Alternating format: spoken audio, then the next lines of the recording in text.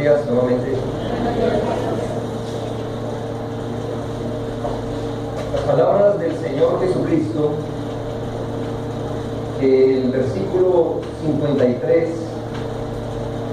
al 57, corresponden unas palabras muy gráficas de parte de nuestro Señor, cuando dijo: de cierto os digo, si no comes la carne del Hijo del Hombre y bebéis su sangre, no tenéis vida en vosotros. Sigue repitiendo esta misma idea: porque mi carne es verdadera comida y mi sangre es verdadera bebida. El que come mi carne y bebe mi sangre, en mí permanece y yo en él. Como el Padre me envió el Padre viviente y yo vivo por el Padre, asimismo el que me come, él también vivirá por mí. Usted puede notar en el texto, las palabras son fuertes, es un lenguaje que no estamos acostumbrados a escuchar a nuestro Señor Jesucristo. Estas palabras, con estas palabras, el Señor no estaba señalando hacia el sacramento de la cena del Señor, no es una referencia a la cena del Señor. Más bien nos está mostrando cuál debe ser la participación que el seguidor de Cristo debe tener de Cristo. Cómo un seguidor de Cristo debe participar de Cristo. Y ahí están las palabras, hermanos, de nuestro Señor, y tendremos pues que hacer referencia a ellas. Pero antes de entenderlas, vamos a mirar el versículo 41 y 42 para tratar de entender el argumento de nuestro Señor, o más bien la continuación del argumento. Y dice el versículo 41: murmuraban entonces de él los judíos, porque había dicho: yo soy el pan que descendió del cielo. Y decían: ¿no es este Jesús el hijo de José, cuyo padre y madre nosotros conocemos? ¿Cómo pues dice este: del cielo he descendido? Es extraño encontrar esta expresión de los judíos en su momento, y además algo pecaminoso. ¿Por qué? Porque les recuerdo que cuando el Señor Jesucristo tomó el pan y los peces, oró al Padre y los repartió entre 5,000 varones, entre muchas personas, y cuando ellos dijeron: este es el gran profeta, por la señal que había hecho, ¿por qué no le hacemos rey? ¿Por qué no dijeron: este es el hijo de José, el hijo de María? No podemos hacerle rey. ¿Nota lo pecaminoso? Cuando de disfrutar del beneficio, no hubo problema en que él fuera hijo de José y María. Pero ahora que el Señor los ha mirado y les dice que es necesario que confíen en él, es más, que lo consideren a él el pan de vida completo para su sustento espiritual, y que deben participar de él para tomar de la vida eterna. Cuando escuchan eso, ahí sí dicen: pero luego ese no es el hijo de José y de María. Eso es muy pecaminoso, hermanos. Cuando fue para hacerlo rey de lo temporal y ver suplidas sus necesidades físicas, no importaba de dónde viniera. Pero cuando él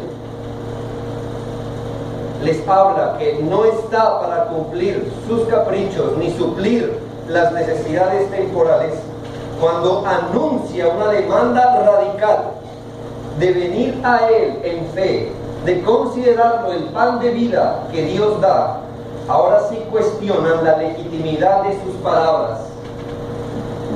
Y es necesario que nosotros examinemos nuestras almas a ese nivel también, porque muchas personas son atraídas por el Evangelio, pero no son atraídas a la esencia misma del Evangelio, sino a los asuntos que el Evangelio trae alrededor. Mire, hay mucha gente que le gusta esto del Evangelio, Es más, les tranquiliza, es para ellos como una teoterapia, y estarían dispuestos a mantenerse fieles y firmes al Evangelio a ese nivel. Pero venir a Cristo o creer en Cristo implica no solo aceptar ciertas verdades de Él, no solo aceptar ciertos beneficios que Él trae. Venir a Cristo o creer en Cristo significa participar completamente de Él y participar de lo que o cómo Él se ofrece en el Evangelio de una forma completa. Y aquí se nos pone en relieve una perspectiva más contundente de lo que es ser discípulo de Cristo.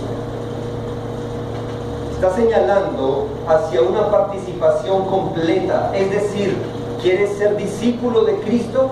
Entonces no hay nada en tu vida que se deba quedar por fuera. Si vas a seguir a Cristo, entonces todo en tu vida debe estar incluido en el seguimiento a Cristo. No es vivir entre dos mundos. De hecho, venir a ser discípulo de Cristo significa seguirlo en todo aspecto de la vida, pero ser discípulo de Cristo es participar de Cristo completamente, no solo con su vida completa, sino todo lo que Cristo o como Cristo se ofrece en el Evangelio. Mira, a muchas personas les llama la idea de ver su expediente de pecados limpio, por ejemplo, pero no les llama la idea de tener un Señor que les diga qué hacer y qué no hacer. Y entonces se sitúan frente al Evangelio, tomando del Evangelio lo que ellos creen y lo que ellos piensan a su conveniencia física o su conveniencia temporal, llamémosle así. De manera que siguen a Cristo, entre comillas, o siguen el Evangelio, entre comillas, pero bajo sus propias condiciones. Así que si ven en la Biblia que Cristo ofrece algo que se identifica con su perspectiva, entonces estarían dispuestos a seguir a Cristo. Pero cuando Cristo les muestra otro aspecto que ellos no habían contemplado y donde no están dispuestos a seguir a Cristo, entonces fácil simplemente se retraen y dicen, en ese aspecto no lo sigo. Precisamente lo que el Señor está diciendo con respecto a mirarlo a Él por fe es renunciar a venir a Él según nuestros propios conceptos y arrojarnos a Él en fe como Él se ofrece en el Evangelio. Y le quiero explicar esto con respecto a dos asuntos que se vieron en el pasaje. Los judíos, por ejemplo, estaban muy interesados en someterse al gobierno de Cristo y de reconocerlo como rey. ¿Y por qué estaban dispuestos a reconocerlo como rey? Porque el gobierno que ellos pensaban que él estaba mostrando era un gobierno donde les iba a suplir pan y peces. Entonces vieron cómo operaba el gobierno de Cristo y pensaron, ese tipo de gobierno nos gusta. Pero cuando el Señor Jesucristo vio que ellos querían acogerse libre y voluntariamente a Él, por lo que entendían era el gobierno de Dios hacia ellos, el Señor se negó a que le hicieran rey así. Y fue y se apartó y se escondió, por así decirlo. Esa es una forma de decirles, la fe con que me están mirando es falsa, es espuria. De cierto, Él es el rey, pero debe reconocer su reinado en el ámbito donde Él desea verse como rey. Así que se ven desilusionados, por así decirlo, porque resulta que su expectativa con respecto al reinado de Cristo era otra.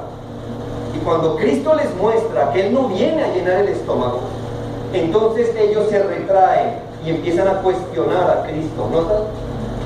Cristo se ofrece de una manera, pero no iba con la expectativa de ellos, por lo que no querían seguirlo.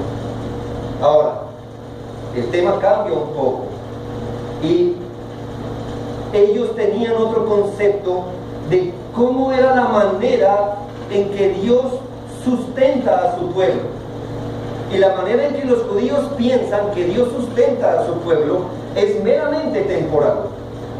Y cuando el Señor les dice, sí, efectivamente soy el sustento de Dios, pero soy el pan de vida, soy el pan espiritual, el ofrecimiento de Cristo no compagina con la expectativa que ellos tienen de encontrar sustento. Y cuando eso ocurre, entonces vuelven ellos a retraerse. Y efectivamente, hermanos, eso es una tendencia natural. Las personas buscan de Dios lo que quieren y quieren a Cristo por lo que ellos quieren. Y entonces, si tu condición es una condición donde te ves económicamente alcanzado, entonces buscarás al Cristo millonario. Pero si tu condición tal vez es la de bregar con tu salud continuamente, entonces buscarás al médico. Y si tiendes a la depresión, entonces irás al Cristo psicólogo o cualquier cosa. De esa manera la gente se acerca a Cristo hoy y juran tener fe en Él, pero no hay seguimiento a Cristo porque no corresponde a cómo Cristo se ofrece en el Evangelio.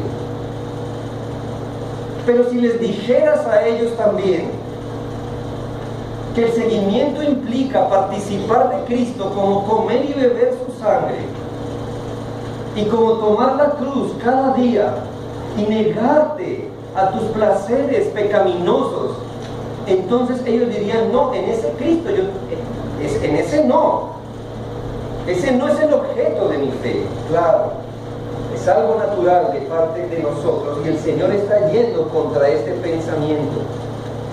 No quiere decir, hermanos, que Dios no quiere que vengan a Él y que reconozcan su gobierno. De hecho, Cristo es Rey y seguirlo a Él implica que la gente que lo siga debe someterse a Él, a su voluntad. De hecho, también Dios exhorta y puso al Hijo para ser el sustento del pueblo de Dios. Cualquiera que tenga hambre, cualquiera que tenga sed, que venga a Cristo y coma y beba. Pero hermanos, este ofrecimiento es un ofrecimiento hecho en los términos de Dios. De manera que Él es el sustento en un aspecto específico donde Dios lo puso ser el sustento. Y Él es Rey en el punto específico donde fue enviado como Redentor para ser Rey específico de algo. No es cualquier tipo de reinado, no es cualquier tipo de sustento el que el Señor estaba hablando esta vez. Por lo cual, hermanos y amigos, venir a Cristo o seguirle a Él o participar de Él también será en sus términos. No es el seguimiento que nosotros queramos dar. De hecho, si te confiesas seguidor de Cristo o si anhelas ser seguidor de Cristo, lo sigues en sus términos, no en los tuyos. Lo sigues como Él dice que debe ser seguido y miras en Él lo que Él ofrece. Ese es el Evangelio. Ese es el camino estrecho y la puerta estrecha. ¿Ves cómo no caben dos al mismo tiempo?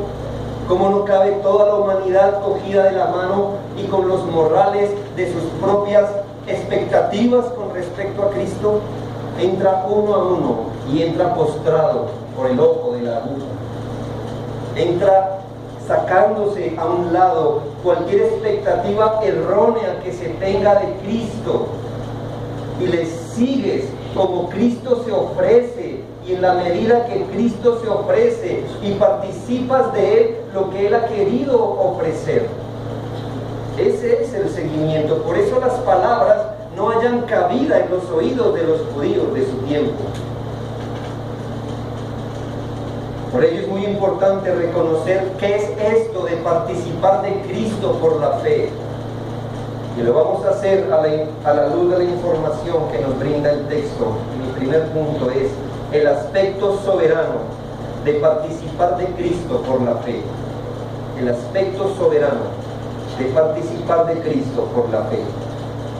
Y ellos estaban entonces cuestionando a nuestro Señor Jesucristo, diciendo: primero, danos una señal para que te creamos que tu ofrecimiento es verdadero. Y luego dicen: ¿cómo creer que Él es el pan de vida que descendió del cielo si conocemos a sus padres y a sus hermanos? El punto es este: en su arrogancia carnal pensaban que si Cristo fuera lo suficientemente capaz de ofrecer lo correcto y de llenar las expectativas de ellos creerían entonces. Pero note, el problema no estaba en ellos. El punto es, vamos a ver qué tanta habilidad tiene de corroborar su autoridad. Vamos a mirar qué tanta capacidad tiene Él para llenar nuestras demandas, y si las llena, creeremos entonces. Pero el Señor sabe que esto no sería un ejercicio de fe, porque el ejercicio de fe sitúa al hombre en una posición de humildad. Si Él les hubiera dado lo que ellos hubiesen pedido, ellos hubiesen logrado que la divinidad les sirviera a sus expectativas carnales, por lo que el Señor no atiende a sus expectativas. El Señor entonces, para responder a esta manera de ver la fe, es una manera humana de ver la fe, algo así como: si Dios es capaz de hacer un malabar, de hacer una peripecia, y entonces yo creeré en Él, porque, entre comillas, se hizo digno de que yo creyera en Él. En todo esto se puede uno dar cuenta que la persona piensa que puede creer cuando ella quiera. Y a esto entonces el Señor les dice algo. Claro, no lo dice para desanimar, pero ya se los había dicho en el versículo 37: todo lo que el Padre me da, vendrá a mí, y al que a mí viene, no le echo fuera. En verdad, lo que el Señor está afirmando es que nadie verá en Él lo que Él ofrece, y nadie creerá en Él, salvo si es objeto de una obra sobrenatural en su corazón de parte de Dios. En verdad, ellos no estaban al mando, ellos no podrían creer cuando se les antojara, no le estaban haciendo un favor al Señor al seguirlo. Es otra manera de decirles que ellos no estaban en la posición de venir cuando quisieran. No vendrían por su capacidad de razonar.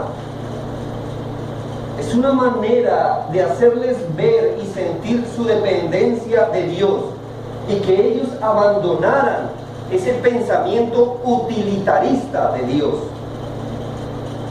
Ya le habían preguntado al Señor: ¿qué tenemos que hacer para poner las obras de Dios? Es decir, dígame, ¿qué hay que hacer para obrar para Dios? Y a lo que el Señor les responde, dando un hachazo a esa manera de concebir las cosas, diciéndoles: ¿quieren obrar? Bien, la obra de Dios es que crean. Y cuando les dice esto, entonces les dice: ¿qué haces para que te creamos? A lo que el Señor dice: el problema no está en mí. La verdad es que creerás solo si el Padre te da fe para creer. Y con esto el Señor quiere destruir toda confianza en la carne que les hace pensar que si Dios demanda algo, ellos lo harían sin ningún problema. Y que si la cuestión es creer, el inconveniente está en Cristo, que no se ha hecho muy creíble. Pero si la hiciera, ellos estarían en la capacidad de creer. Y el Señor, en palabras absolutas, hermanos, absolutas, aquí es claro lo que el Señor dice. Y lo encontramos, hermanos, en el versículo 44. Ninguno puede venir a mí si el Padre que me envió no le trajere.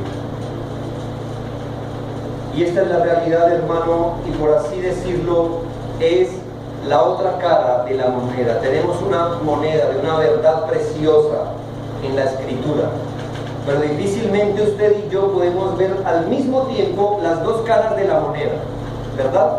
Usted mira una o mira la otra, pero no las puede mirar al mismo tiempo. Pero una cara de la moneda, que es una verdad preciosa, es una verdad de oro, dice que cualquier persona que quiera ser restaurado a la comunión con Dios, es decir, tener vida y vida eterna, debe venir a Cristo por la fe en Él. Eso es una cara. Pero aquí el Señor les está volteando la otra cara y diciéndoles, sin decir que eso no es verdad, porque es verdad la primera cara, también es verdad que nadie puede tener fe en Cristo si el Padre no le capacita. Lo uno no anula lo otro. La responsabilidad de venir y encontrar en Cristo la salvación del alma no anula el hecho que Dios también sea el que da la fe para que esto sea posible. El Señor no está queriendo desalentar al buscador de Cristo. Con esto el Señor no está desanimando a aquel que diga hoy, yo quiero venir a Cristo. Y entonces el Señor dice, no puedes venir. No, está desanimando la pretensión orgullosa de pensar que usted y yo pudiésemos venir a Cristo cuando se nos antoja. Pensamos tener la capacidad, ¿no? Así como podemos elegir qué zapatos comprar, como podemos elegir qué dieta tener, como elegiste con quién casarte, etcétera, pensamos tener la misma capacidad en los asuntos espirituales. Y decimos, sí, he escuchado el Evangelio, pero ya creeré cuando quiera. O creeré cuando Dios haga tal o cual cosa, ¿sabes? Dios puede hacer tal o cual cosa. Y el problema no está en lo que Dios pueda hacer, ni en que Él se haga creíble. Hermanos, Él acababa de multiplicar el pan. Ellos todavía tenían aliento a pescado y aún así no vieron a Cristo. Pero se lo estaban diciendo, haz cosas y te creeremos, haz cosas. Todavía olían a comida. ¿Y eso qué nos dice, hermanos? Que tú puedes buscar cosas de Dios y Dios puede arrimarlas a tus ojos, a tu cara, untarlas en tu mejilla, y aún tú estás diciendo, ¿dónde está Dios? ¿Dónde está Cristo? El Señor les está diciendo, no puedes, eres incapaz. ¿Piensas que el problema está en mí? No, el problema está en tu profunda ceguera, que aún estás con el pan en tu boca, aún escuchas mis palabras y no vienes a mí. ¿Por qué? Porque esta capacidad no viene por cuán inteligente somos o creemos ser. ¿Sabes? Si así fuera, encontraríamos que las mentes más brillantes del mundo fueran cristianas. Pero la sabiduría según el mundo no es la sabiduría según Dios. No viene por nuestra capacidad intelectual. Tal vez tú leas, puedas sacar un buen resumen, un buen análisis, hacer un buen ensayo de lo que lees, pero lees las palabras de Cristo y están veladas a los ojos del que no ha venido a Cristo. No viene por ejercitar la razón con destreza, no viene por eso. No creas que dentro de ellos no había gente capaz intelectualmente. El problema está en los ojos espirituales de los hombres. Y a menos que el Espíritu Santo en una obra soberana se apiade de tu condición y abra los ojos de tu entendimiento espiritual, no podrás ver a Cristo como Él se ofrece en el Evangelio, y tropezarás vez tras vez como los judíos, pensando encontrar en Cristo cosas que Él no ofrece. Y te aburrirá el Evangelio.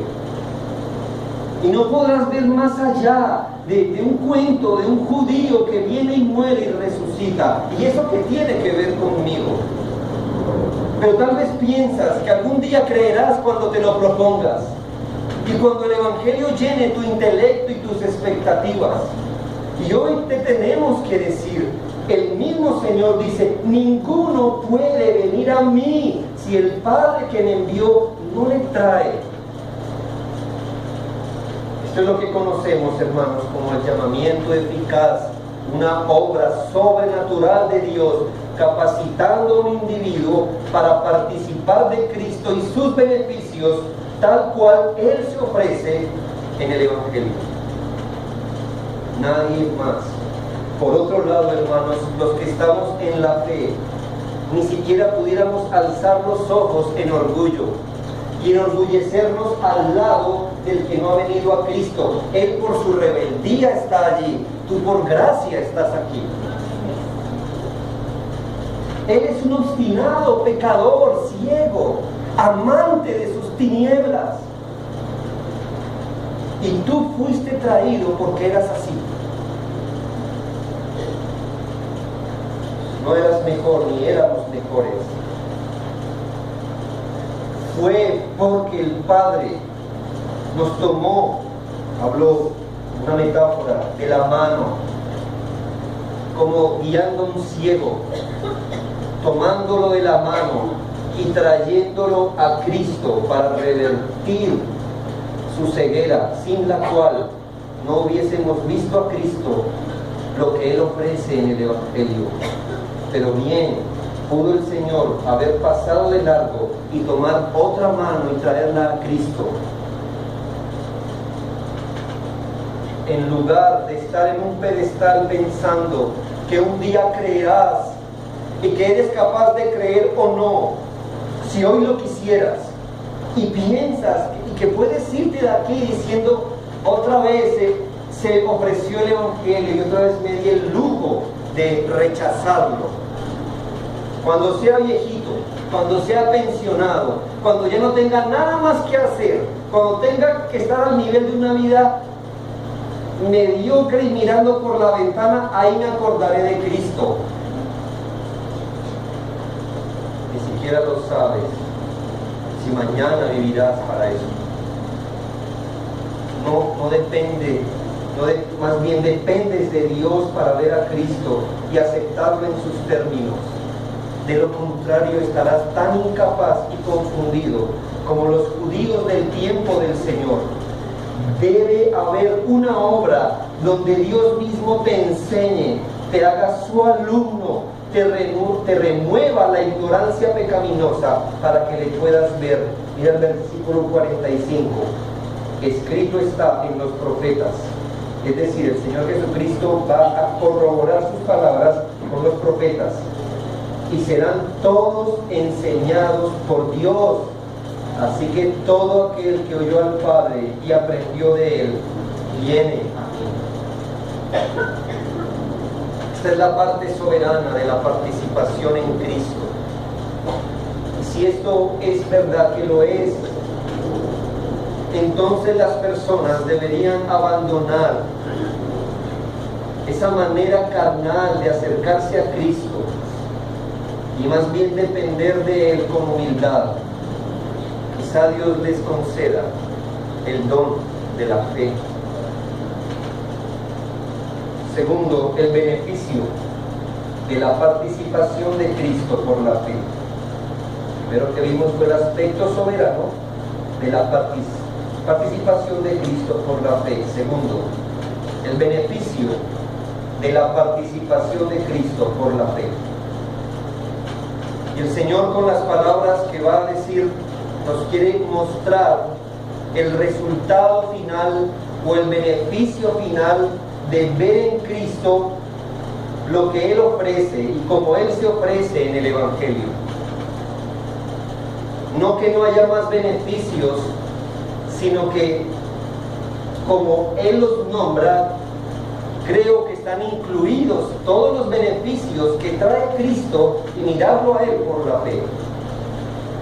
Y el Señor va a hacerlo de una forma sistemática desde el 39, y lo vamos a leer. Léalo conmigo. Esta es la voluntad del Padre, el que me envió, que todo lo que me diere, ahí está el beneficio, no pierda yo nada, sino que lo resucite el día postrero. Versículo 40. Esta es la voluntad del que me ha enviado, que todo aquel que vea al Hijo y cree en Él, ahí está el resultado, tenga vida eterna, y yo le resucitaré el día postrero. 44. Ninguno puede venir a mí si el Padre que me envió no le trajere, está el beneficio, y yo le resucitaré el día postrero. 47.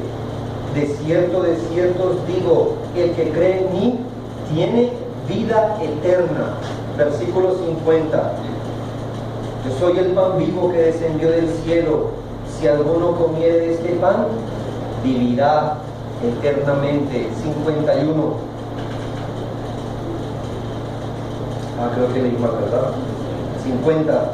Este es el pan que descendió del cielo para que el que él come no muera. Y 51. Yo soy el pan vivo que descendió del cielo. Si alguno comiere de este pan, vivirá para siempre. Yo, hermanos, que es clara la intención del Señor a decir, Él es el pan de vida y vengo a ofrecer esto. ¿Entendió, hermano? Sí, el ofrecimiento es claro. Vida, vida eterna, que es lo mismo que decir ser resucitado en el día postrero.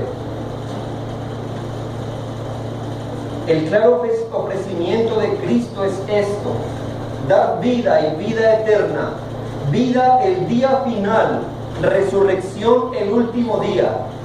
Esto es lo que la Biblia llama vida en el sentido cabal de la palabra. Vida, o para el lenguaje de la Biblia, tener vida eterna significa mucho más allá de nunca morir, o de tener vida continua que no acabe. Es más que eso. ¿Sabe por qué? Porque también el malo, el impío, tiene un tipo de vida así. Los malos, los que no vienen a Cristo, los que no vendrán a Cristo, se condenarán eternamente. ¿Eso qué significa? Que ellos también van a tener una vida que dura para siempre y nunca acaba, igual que los que vienen a Cristo. Entonces el ofrecimiento de vida eterna debe significar otra cosa que vivir todos los días por millones y millones de años y nunca desaparecer. ¿Por qué? Porque es que al impío le va a pasar lo mismo, porque se llama vida eterna. Bien, en esto el Señor está hablando en su propio lenguaje, en el lenguaje que la Biblia respeta, que tener vida, en el sentido en que la Biblia lo usa, tiene que ver más con ser restaurados a la comunión con Dios, no al hecho de vivir para siempre solamente. Claro, esto está incluido, pero tener vida significa ser restaurados a la comunión con Dios por medio de Cristo, tener paz con Dios por medio de Cristo. Y a esto la Biblia le va a llamar vida y vida eterna. ¿Por qué, hermanos? Porque el hecho de solo vivir y nunca morir tras millones y millones de años sin desaparecer, pero estar alejado de Cristo y de su comunión, eso a la Biblia no le llama vida. ¿Y cuánto quisiéramos que esa no sea la vida que muchos de ustedes conozcan?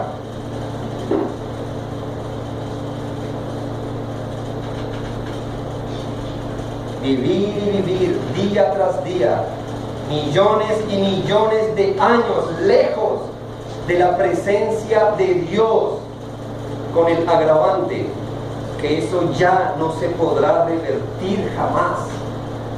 Pero hoy no. Hoy el ofrecimiento es: ven a Cristo y encuentra vida. Así como el pan sustenta nuestro físico, Él es el pan de vida Y si crees en Él, si participas en Él, obtendrás el gran beneficio de ver restaurada tu comunión con Dios eternamente y para siempre. Es la fe del cristiano, haber sido restaurado a la comunión con Dios y pensar que un día el Dios que estuvo en mi contra, hoy es mi Redentor y nunca jamás dejará de serlo. Antes era mi juez, hoy es mi mediador y ese estado nunca cambiará. Eso es vida eterna. Antes daba todos mis respiros bajo su ira, porque está escrito, Él está airado contra el impío todos los días de mi vida. Era su enemigo, porque dice la Biblia, los designios de la carne son enemistad contra Dios. Él era enemigo mío, era enemigo de mis pensamientos. Él me veía como hijo de su ira. Ahora soy hijo. Estoy justificado por Él. Y ese estado nunca se revertirá. Eso es lo que viene a ofrecer Cristo. Es la esperanza del Hijo de Dios, ver el rostro del que le redimió y no dejarlo de ver por la eternidad. Hay paz entre Dios y Él, y eso nunca será revertido por millones y millones de años. No habrá fin para este beneficio. Es el anhelo de los que han creído por la gracia de Dios, estar en comunión con Dios por Cristo para siempre, sin temor a volverlo a ofender, sin temor de volver a fallarle. Es el ofrecimiento gratuito que Cristo hace en el Evangelio. Y yo le rogaría a los amigos que no han creído, que pongan las cosas hoy solemnemente en perspectiva. Y mírate a ti en la línea del tiempo hacia el futuro. Mírate. Pesa las cosas en verdad, con lealtad. No traiciones tu mente, no traiciones tu inteligencia. Que eso te dio Dios, para que analizaras al menos las cosas. Mira si harías un cambio tan insensato de pasar 80, 90 años por la comida que perece y luego miles y miles de eras lejos de su presencia. ¿Lo harías con tu dinero? ¿Harías eso con tus posesiones, amigo? No lo harías. No lo harías. Considera tu alma eterna. Mírala en la perspectiva de lo eterno. Levanta tus ojos, mire con el alma y escucha, si comes del maná que muere, también morirás.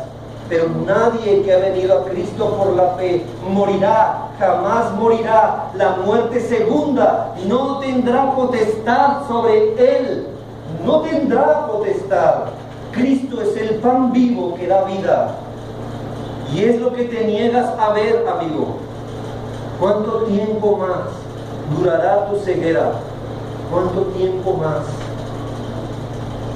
Es lo que te niegas a ver, es lo que no deseas pensar, ¿verdad?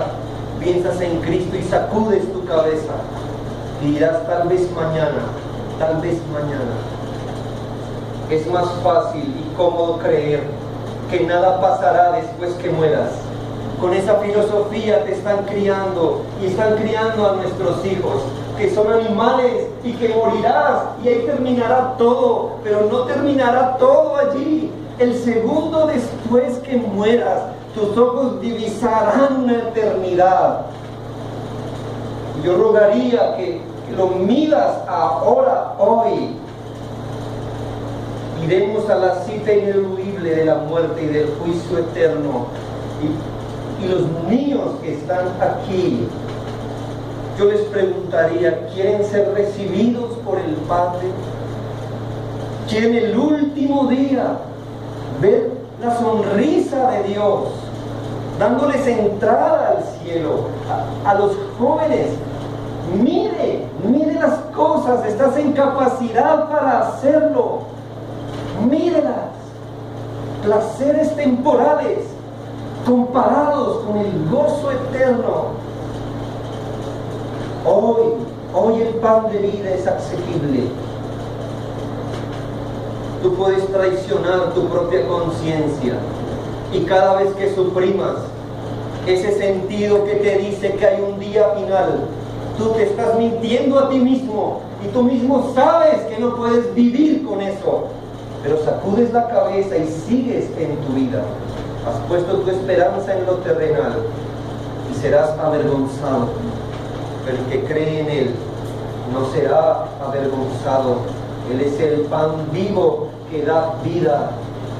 Y pensar tal vez un segundo después que mueras que estuviste a un arrepentimiento de distancia para ser recibido en el reino, que estuviste a una conversión de distancia, a un clamor del corazón. Si solo hubieras clamado por misericordia, si hubieras clamado por vista espiritual, Dios hubiera ido a ti y te hubiera rescatado, porque nadie va a Él y se devuelve avergonzado.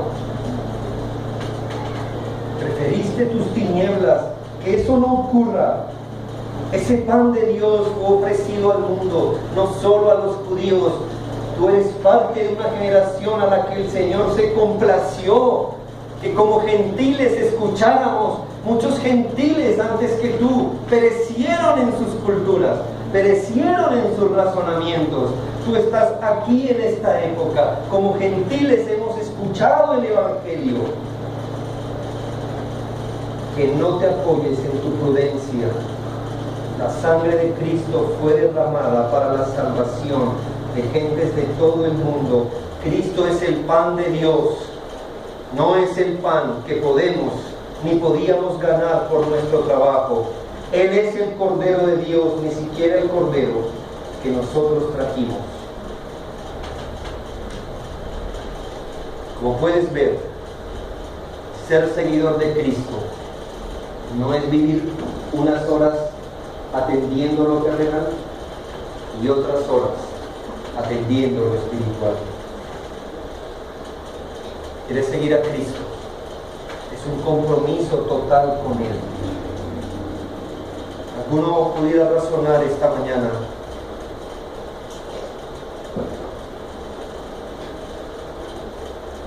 si finalmente Dios es el que da fe, entonces me voy a quedar sentado esperando a que si Él tiene misericordia, pues me dé fe. Yo te diría algo: si sabes que padeces una enfermedad terminal que te llevará a la muerte, y sabes que hay un médico que elaboró un antídoto, tú no puedes hacer el antídoto, tú no puedes hacer nada, pero sabes quién tiene el antídoto, ¿qué harías tú? Seguramente dijeras: yo no puedo preparar el antídoto y como me voy a morir, aquí me quedo. No lo harías con tu cuerpo, ¿verdad? Es cierto, tu propia rebeldía te ha hundido en el camino de la ceguera espiritual. Sabes que debes creer, y también hoy sabes que Dios da la capacidad. ¿No gemirías de corazón pidiendo hoy misericordia al Señor? Ten misericordia de mí, hijo de David. Dame de comer de ese pan. Recuerda: el que come mi carne y bebe mi sangre, en mí permanece y yo en él. Que seamos hallados, hermanos, en Cristo. Padre, gracias por nuestro Señor, nuestro Salvador Jesucristo, que es ofrecido en el Evangelio para la salvación del alma y la restauración de nuestra comunión con Dios. Padre, nosotros, los que hemos creído por tu gracia, estamos tan agradecidos. Una deuda enorme en el alma, ya que nuestra ceguera era una ceguera abrumadora y espesa. muchos, Señor, te encontramos, o más bien fuimos encontrados yendo de camino en dirección opuesta. Padre, pero reconocemos tu gracia operando libremente, tu Espíritu Santo obrando, y sabemos que el brazo del Señor no se ha cortado para salvar. Y rogamos, Señor, intercediendo hoy por los que no creen, por aquellos que por años han tenido expectativas carnales de Cristo, por aquellos que se han acercado a algo del Evangelio, pero no al Evangelio, tal vez a sus beneficios o actividades, pero no a Cristo. Oramos, Señor, para los que tal vez nunca han escuchado el mensaje o no lo han entendido, para que puedan hacerlo de una forma salvífica, que bajo tu mano poderosa y bajo el poder de tu santa palabra, muchas almas sean despertadas a la fe. Señor, que vengan a Cristo muchos, como las multitudes vinieron, pero esta vez, Señor, siendo influidas por el Espíritu Santo, para que encuentren en Cristo al Salvador, al Señor que puede salvar de la condenación, al que restaura la comunión con Dios. Abre los ojos, por favor, Señor. No creerán, no se levantarán de entre los muertos por su propia capacidad, Señor. No verán la hermosura de Cristo a menos que sea removida las costras, las escamas de sus ojos, Señor. Padre, tuyo es el reino, el poder y la gloria, todos los siglos de los siglos. Amén. Ya. Vamos, hermanos, a cantar por último el himno 298.